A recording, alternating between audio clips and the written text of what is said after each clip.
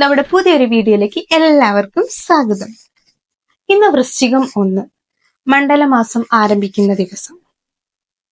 ശബരിമല അയ്യപ്പ ക്ഷേത്രത്തിലെ അയ്യപ്പ ഭക്തന്മാര് 41 ദിവസത്തെ വ്രതാനുഷ്ഠാനവും തീർത്ഥാടനവും ഒക്കെ ആയിട്ട് നീണ്ടുപോകുന്ന മാസമാണ് മണ്ഡലമാസം എന്ന് പറയുന്നത്. സാധാരണയായിട്ട് വൃശ്ചികം 1 മുതൽ ധനു 11-ാം തീയതി വരെയാണ്, അത്രയും കാലം നീളുന്നതാണ് മണ്ഡലകാലം എന്ന് പറയുന്നത്. എന്തുകൊണ്ടും ഇന്നത്തെ ദിവസത്തിന് ഏറ്റവും അനുയോജ്യമായിട്ടുള്ള ഒരു വീഡിയോ ആയിരിക്കും ഇന്ന് നമ്മൾ ചെയ്യുന്നത് എന്ന വിശ്വാസത്തോടു കൂടി നമ്മൾ നേരെ വീഡിയോയിലോട്ട് പോവാണ്. അതിനു മുമ്പ് വീഡിയോ എന്താണെന്ന് പറയണേ, നമ്മളൊക്കെ ഒരുപാട് അയ്യപ്പ സ്റ്റോറീസും അയ്യപ്പ ലെജൻസും ഒക്കെ ഒരുപാട് കേട്ടിട്ടുണ്ട്. അപ്പം അത് തന്നെയാണ് ഇന്ന് നമ്മൾ വീഡിയോയിൽ ഉൾപ്പെടുത്തിയിട്ടുള്ളത്. അയ്യപ്പനുമായി ബന്ധപ്പെട്ടിട്ട് നമ്മൾ കേട്ടിട്ടുള്ളതും കേൾക്കാത്തതും ഒക്കെ ആയിട്ടുള്ള സ്റ്റോറിയുണ്ട്. അപ്പൊ ഞാൻ ചെറുതായിട്ട് അതൊന്ന് നിങ്ങളായിട്ട് ഷെയർ ചെയ്യാണ്. ആദ്യമായിട്ട് നമ്മുടെ ചാനൽ കാണുന്ന ആൾക്കാരുണ്ടെങ്കിൽ സബ്സ്ക്രൈബ് ചെയ്യുക, വീഡിയോസ് ഒക്കെ ഇഷ്ടമാണെങ്കിൽ ലൈക്ക് ചെയ്യുക, കമന്റ് ചെയ്യുക. എന്ന് നമുക്ക് നേരെ വീഡിയോയിലോട്ട് പോകാം. പാണ്ഡ്യ രാജവംശത്തിന്റെ പിൻഗാമികൾ വള്ളിയൂർ, തെങ്കാശി, ചെങ്കോട്ട, അച്ചൻകോവിൽ, ശിവഗിരി തുടങ്ങിയ സ്ഥലങ്ങളിലും അവര് ഭരിച്ചിരുന്ന തിരുവിതാംകൂറിന്റെ ചില ഭാഗങ്ങളിലും ചിതറിക്കിടക്കുകയായിരുന്നു. ശിവഗിരിയിൽ താമസിച്ചിരുന്ന ചെമ്പഴനാട്ട് കോവിലിലെ പാണ്ഡ്യ രാജാവിന്റെ പിൻഗാമികൾക്ക് പന്തള രാജ്യം ഭരിക്കാനുള്ള അവകാശം തിരുവിതാംകൂർ രാജാവ് 800 വർഷങ്ങൾക്ക് മുമ്പ് നൽകി. ഈ രാജവംശത്തിന്റെ നേരിട്ടുള്ള പിൻഗാമിയാണ് രാജശേഖരൻ. വളരെയധികം കഴിവുള്ളവനും ധീരനും നീതിമാനുമായിട്ടുള്ള ഒരു ഭരണാധികാരിയായിരുന്നു രാജശേഖരൻ. അദ്ദേഹത്തിന്റെ ഭരണകാലത്ത് ജനങ്ങളൊക്കെ വളരെയധികം സന്തോഷത്തോടെയും സ്നേഹത്തോടെയും സമാധാനത്തോടെയും ഐശ്വര്യത്തോടും കൂടിയായിരുന്നു ജീവിച്ചിരുന്നത്. എന്നിരുന്നാലും തനിക്ക് കുട്ടികളില്ലാത്തതിന്റെ വിഷമം അദ്ദേഹത്തിന് വളരെയധികം ഉണ്ടായിരുന്നു. രാജാവിന്റെ മരണശേഷം രാജ്യത്തിന്റെ അവകാശി ആരായിരിക്കും എന്നതിലും അവകാശികളില്ലാതെ രാജ്യം ഏതവസ്ഥയിലെത്തും എന്നതിലും പ്രജകൾക്കും വളരെയധികം വേദനയുണ്ടായിരുന്നു. റാണിയുടെ നിർദ്ദേശപ്രകാരം രാജാവ് ശിവഭഗവാനോട് തങ്ങൾക്കൊരു കുട്ടിയെ അനുഗ്രഹിക്കണമെന്ന്. അങ്ങനെ ശിവഭഗവാൻ രാജശേഖര രാജാവിന്റെ പ്രാർത്ഥന കേൾക്കുകയും അയ്യപ്പന്റെ അവതാരമെടുക്കാൻ ധർമ്മശാസ്താവിനോട് കൽപ്പിക്കുകയും ചെയ്തു. കഴുത്തിൽ സ്വർണച്ചങ്ങലയും മണിയും ധരിച്ച് അയ്യപ്പൻ കുഞ്ഞിന്റെ രൂപമെടുത്ത് പമ്പാ നദിക്കരയിൽ പ്രതിഷ്ഠിച്ചു. അസുരന്മാരിൽ നിന്ന് അമൃതം തിരിച്ചു പിടിക്കാനും ദേവന്മാർക്ക് തിരികെ നൽകാനും മോഹിനി വേഷത്തിലെത്തിയ വിഷ്ണുവിനും പരമശിവനും ജനിച്ച പുത്രനാണ് ധർമ്മശാസ്താവ്.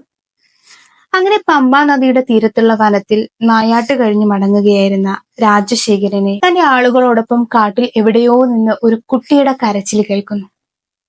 അമ്പരന്നു പോയ അയാൾ ഒരു വട്ടം ചുറ്റി പമ്പാ നദിയുടെ തീരത്തെത്തി.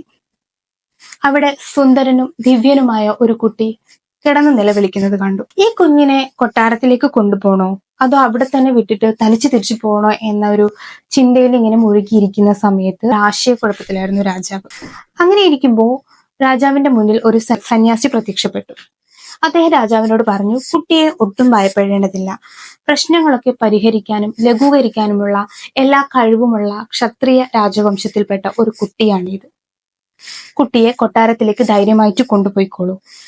കഴുത്തിൽ ഒരു സ്വർണ്ണമണി ഉള്ളതിനാൽ ഈ കുട്ടി മണികണ്ഠൻ എന്ന പേരിൽ അറിയപ്പെടും. കുട്ടിക്ക് 12 വയസ്സ് തികയുമ്പോൾ കുട്ടിയുടെ ദൈവികത രാജാവ് തിരിച്ചറിയുകയും ചെയ്യും. ഇത്രയും പറഞ്ഞ് ആ സന്യാസി അവിടുന്ന് അപ്രത്യക്ഷനാവുന്നു.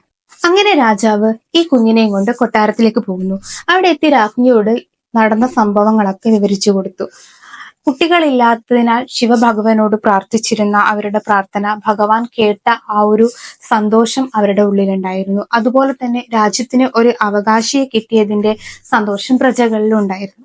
എന്നാൽ രാജശേഖരന് ശേഷം അടുത്ത കിരീടാവകാശി താനായിരിക്കും എന്ന് വിശ്വസിച്ചിരുന്ന ദീവാൻ ആശങ്കാകുലനായി. എല്ലാ ആയോധന കലകളും ശാസ്ത്രങ്ങളുമൊക്കെ മണികണ്ഠൻ പഠിച്ചു. വളരെ മിടുക്കനും കഴിവുള്ളവനുമായിട്ട് അവൻ മാറി. അദ്ദേഹത്തിന്റെ മണികണ്ഠന്റെ കഴിവില് ഗുരുവിന് പോലും വളരെയധികം അത്ഭുതം തോന്നി. അവൻ ഒരു സാധാരണ കുട്ടിയല്ല എന്നും ദൈവികത അവനിൽ ഉണ്ട് എന്നും ഗുരു തിരിച്ചറിഞ്ഞു. അങ്ങനെ തന്റെ പഠിപ്പൊക്കെ അവസാനിച്ച സമയത്ത് ഗുരുവിന് ദക്ഷിണ നൽകാൻ വേണ്ടി മണികണ്ഠൻ ഗുരുവിനെ സമീപിച്ചു. അങ്ങയ്ക്ക് ഒരു ദൈവിക ശക്തിയുണ്ട് എന്ന് താൻ നേരത്തെ തന്നെ തിരിച്ചറിഞ്ഞിരുന്നു എന്നും അങ്ങയെ പോലെ ഒരാളെ വിദ്യാർത്ഥിയായി ലഭിച്ചതിൽ വളരെയധികം അനുഗ്രഹീതനാണ് എന്നും ഗുരു മണികണ്ഠനോട് പറഞ്ഞു. ഒരു അഭ്യർത്ഥനയും കൂടി മണികണ്ഠന് മുന്നിൽ ഗുരു വെച്ചു. ഊമയായ തന്റെ ഏക മകന് സംസാരിക്കാനുള്ള കഴിവ് നൽകണമെന്നും ഗുരു മണികണ്ഠനോട് പറഞ്ഞു. മണികണ്ഠൻ ഗുരുവിന്റെ മകനെ വിളിച്ച് അവന്റെ തലയിൽ കൈകൾ വെച്ചു. ഉടൻ തന്നെ അവന്റെ സംസാരശേഷി ലഭിച്ചു.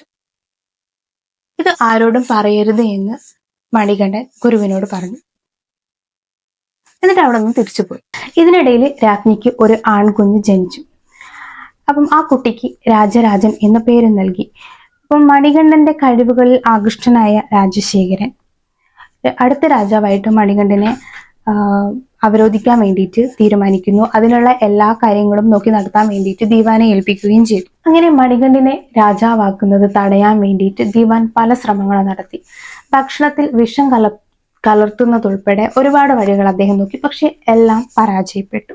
എന്നാൽ മണികണ്ഠന്റെ ശരീരത്തിൽ ഇതുമൂലം മുറിവുകൾ ഏറ്റതിനാൽ സാധാരണ വൈദ്യന്മാർക്കൊന്നും അത് ഭേദമാക്കാൻ കഴിഞ്ഞില്ല. അങ്ങനെ ഇരിക്കെ ശിവഭഗവാൻ വൈദ്യന്റെ വേഷം ധരിച്ച് കൊട്ടാരത്തിലേക്ക് വരികയും മണികണ്ഠന്റെ മുറിവുകളൊക്കെ ഭേദപ്പെടുത്തുകയും ചെയ്തു.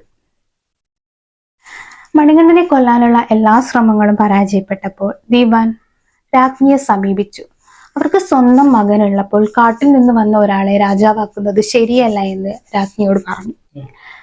നല്ല കാര്യത്തിന് വേണ്ടിയിട്ട് ദുഷ്പ്രവൃത്തികൾ ചെയ്താൽ തെറ്റില്ല എന്ന് ദിവാൻ രാജ്ഞിയെ പറഞ്ഞ് മനസ്സിലാക്കുന്നു. അങ്ങനെ ദിവാന്റെ നിർദ്ദേശപ്രകാരം രാജ്ഞി കടുത്ത തലവേദന അഭിനയിക്കുന്നു. അങ്ങനെ തലവേദന മാറ്റാൻ വേണ്ടി കടുവയുടെ പാൽ കൊണ്ടുവരണമെന്ന് പറയുകയും കടുവയുടെ പാല് തേടി മണികണ്ഠൻ കാട്ടിലേക്ക് പോവുകയും ചെയ്യുന്നു. ഇങ്ങനെ കാട്ടിൽ വെച്ച് വന്യമൃഗങ്ങളുടെ ആക്രമണത്താൽ മണികണ്ഠന് അപകടം സംഭവിക്കും എന്നായിരുന്നു ദിവാൻ കരുതിയിരുന്നത്.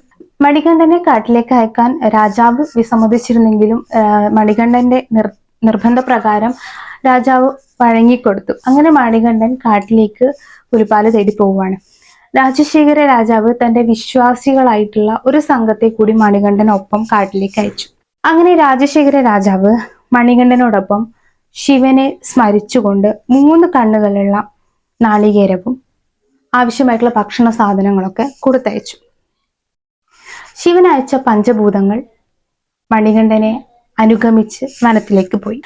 എന്നാൽ വഴിമധ്യേ ദേവലോകത്തിലെ മഹിഷിയുടെ ക്രൂരതകൾ മനസ്സിലാക്കിയ മണികണ്ഠൻ അവിടെ ചെന്ന് മഹിഷിയുമായി യുദ്ധം ചെയ്തു. സംഘർഷത്തിനിടയിൽ മണികണ്ഠൻ മഹിഷിയെ ദേവലോകത്തു നിന്നും ഭൂമിയിലേക്ക് വലിച്ചെറിയുകയും അവൾ അഴുതാ നദിയുടെ തീരത്ത് വീഴുകയും ചെയ്തു. അഴുതാരയിൽ വെച്ച് മണികണ്ഠൻ വീണ്ടും മഹിഷിയുമായിട്ട് ഏറ്റുമുട്ടി. അങ്ങനെ മഹിഷിയുടെ നെഞ്ചിൽ കാരി മണികണ്ഠൻ നൃത്തം ചെയ്തു. ആ നൃത്തത്തിന്റെ ആഘാതം ഭൂമിയിൽ പോലും അനുഭവപ്പെട്ടു. ദേവലോകവും ദേവന്മാരും ഒക്കെ ഭയപ്പെട്ടു. തന്നോട് ഏറ്റുമുട്ടിയ ദിവ്യശക്തി മറ്റാരുമല്ല, ഹരിയുടെയും ഹരന്റെയും പുത്രനാണ് എന്ന് തിരിച്ചറിഞ്ഞ മഹിഷി മണികണ്ഠന് മുന്നിൽ സാഷ്ടാംഗം പ്രണമിച്ചു. അങ്ങനെ മണികണ്ഠൻ മഹിഷിക്ക് ശാപമോക്ഷം നൽകുകയും മാളികപ്പുറത്തമ്മ എന്ന പേരിൽ ശബരിമലയിൽ കുടിയിരുത്തുകയും ചെയ്തു. അങ്ങനെ പുലിപ്പാലിന് വേണ്ടി വീണ്ടും കാട്ടിലേക്ക് നടന്ന മണികണ്ഠന്റെ മുന്നിലേക്ക് പരമശിവൻ പ്രത്യക്ഷപ്പെടുകയാണ്. അങ്ങനെ പരമശിവൻ പറഞ്ഞു, രാജാവിനെ ആശ്വസിപ്പിക്കലാണ് ഇനി തങ്ങളുടെ പ്രധാന ജോലി എന്ന്. അതിനുശേഷം ദേവേന്ദ്രൻ ഒരു കടുവയുടെ രൂപത്തിൽ മണികണ്ഠന് മുന്നിൽ വരികയും ആ കടുവ പുറത്ത് കയറിയിട്ട് മറ്റു ദേവതകളൊക്കെ കടുവയുടെ രൂപത്തിലും പുരുഷ ദേവന്മാരുടെ രൂപത്തിലും ഒക്കെ പ്രത്യക്ഷപ്പെട്ടു മണികണ്ഠനോടൊപ്പം കൊട്ടാരത്തിലേക്ക് എത്താണ്. ഈ കാഴ്ച കണ്ട്, അതായത് മണികണ്ഠൻ കടുവ പുറത്ത് വരുന്ന ഈ ഒരു കാഴ്ച കണ്ട് കൊട്ടാരത്തിലെ ആളുകളൊക്കെ അത്ഭുതത്തോടുകൂടി നോക്കി നിൽക്കുകയാണ്. പലരും ഈ ഒരു കാഴ്ച കണ്ട് പരിഭ്രാന്തരായി പേടിച്ച് ഓടി. ഈ ഒരു സമയത്ത് നമ്മുടെ മുൻപ് വനത്തിൽ വെച്ച് മണികണ്ഠൻ കുഞ്ഞായിരിക്കുമ്പോൾ വനത്തിൽ വെച്ച് രാജശേഖരൻ കണ്ടിരുന്ന ആ ഒരു സന്യാസി ഒരിക്കൽ കൂടി കൊട്ടാരത്തിൽ പ്രത്യക്ഷപ്പെട്ടു. മണികണ്ഠന്റെ യഥാർത്ഥ വ്യക്തിത്വം എന്താണ് എന്ന് രാജാവിനോട് പറഞ്ഞു. ഇത് കേട്ടപ്പോൾ രാജാവ് അത്ഭുതത്തോടെ ഒരു നിമിഷം നിശബ്ദനായിട്ട് നിന്നു. മണികണ്ഠൻ പുലിപ്പുറത്ത് കയറുന്നതും ആളുകൾ ഓടിപ്പോകുന്നതൊക്കെ അവൻ കണ്ടു. രാജാവിനെ കണ്ട മണികണ്ഠൻ പുലിപ്പുറത്തു നിന്നും ഇറങ്ങി. പാല് കിട്ടിയതുകൊണ്ട് രാജ്ഞിയുടെ അസുഖം ഭേദപ്പെടുത്താം എന്ന് മണികണ്ഠൻ കരുതി. പക്ഷേ മണികണ്ഠൻ കാട്ടിലേക്ക് പോയ സമയം തന്നെ രാജ്ഞിയുടെ അസുഖം ഭേദമായി എന്ന് രാജാവ് മണികണ്ഠനെ അറിയിച്ചു. അതുകൊണ്ട് തന്നെ ഈ പുലികളെയൊക്കെ തിരിച്ചയക്കണം എന്ന് രാജാവ് മണികണ്ഠനോട് പറഞ്ഞു. എല്ലാ പ്രശ്നങ്ങളുടെയും ഉത്തരവാദി ദീവാനാണ് എന്നും ദീവാനെ ശിക്ഷിക്കണമെന്നും രാജാവ് മണികണ്ഠനോട് ആവശ്യപ്പെട്ടു. എന്നാൽ അതിന്റെ ആവശ്യമില്ല എന്നും എല്ലാം ദൈവഹിതമാണ് എന്നും മണികണ്ഠൻ രാജാവിനോട് പറഞ്ഞു. അങ്ങനെ ദേവലോകത്തേക്ക് തിരിച്ചു പോകാനുള്ള സമയമായി കഴിഞ്ഞു എന്നും രാജാവിനെ മണികണ്ഠൻ അറിയിച്ചു. തിരിച്ചു പോകുന്നതിന് മുമ്പ് എന്തു വരമാണ് നൽകേണ്ടത് എന്ന് രാജാവിനോട് മണികണ്ഠൻ ചോദിച്ചു. ഉടൻ തന്നെ രാജശേഖരൻ രാജാവ് അദ്ദേഹത്തോട് പറഞ്ഞു, അദ്ദേഹത്തിന്റെ ഓർമ്മയ്ക്കായി ഒരു ക്ഷേത്രം ഉയർത്തണമെന്നും ക്ഷേത്രത്തിന് അനുയോജ്യമായ സ്ഥലം നിർദ്ദേശിക്കാനും അവരാഗ്രഹിക്കുന്നു എന്ന്. ശ്രീരാമന്റെ കാലത്ത് ശബരി എന്ന സന്യാസിധവം നിരീക്ഷിച്ച ശബരി എന്ന സ്ഥലത്താണ് മണികണ്ഠൻ അമ്പ് തൊടുത്തത്. ആ സ്ഥലത്ത് ക്ഷേത്രം പണിയാൻ മണികണ്ഠൻ രാജാവിനോട്. തുടർന്ന് മണികണ്ഠൻ അവിടെ നിന്ന് അപ്രത്യക്ഷനാവുകയും ചെയ്തു. അപ്പം അയ്യപ്പനെ കുറിച്ചിട്ടുള്ള സ്റ്റോറി എല്ലാവർക്കും ഇഷ്ടമായിട്ടുണ്ടെന്ന് വിചാരിക്കുന്നു, എല്ലാവർക്കും മനസ്സിലായി എന്ന് വിചാരിക്കുന്നുണ്ട്. ഇത് സ്റ്റോറി ഇപ്പോഴൊന്നും പറഞ്ഞാൽ തീരില്ല, ഒരുപാട് പറയാനുണ്ട്. അപ്പം വീഡിയോയുടെ ലെങ്ത് കൂടി പോകുന്നതുകൊണ്ട് ഞാൻ ഒന്ന് ചുരുക്കി പറഞ്ഞു എന്നേ ഉള്ളൂ. അപ്പം കൃത്യമായിട്ട് നിങ്ങൾക്ക് മനസ്സിലായിട്ടുണ്ടോയെന്നൊന്നും എനിക്കറിയില്ല. അപ്പം ഇതുപോലുള്ള വീഡിയോസൊക്കെ ഇഷ്ടമുള്ള ആളുകളൊക്കെ ഉണ്ടെങ്കിൽ ഒന്ന് കമൻറ്റ് ചെയ്യുക. അങ്ങനെയാണെങ്കിൽ നമ്മൾ കൂടുതലായിട്ടും ഇത്തരത്തിലുള്ള വീഡിയോസും കൂടെ നമ്മുടെ ചാനലിൽ ഉൾപ്പെടുത്താൻ വേണ്ടിയിട്ട് ശ്രമിക്കും. അപ്പം എന്താ ഇന്നത്തെ വീഡിയോ ഇത്രയേ ഉള്ളൂ. പുതിയ പുതിയ വീഡിയോസൊക്കെ ആയിട്ട് നമുക്ക് വീണ്ടും കാണാം. അതിലേക്ക്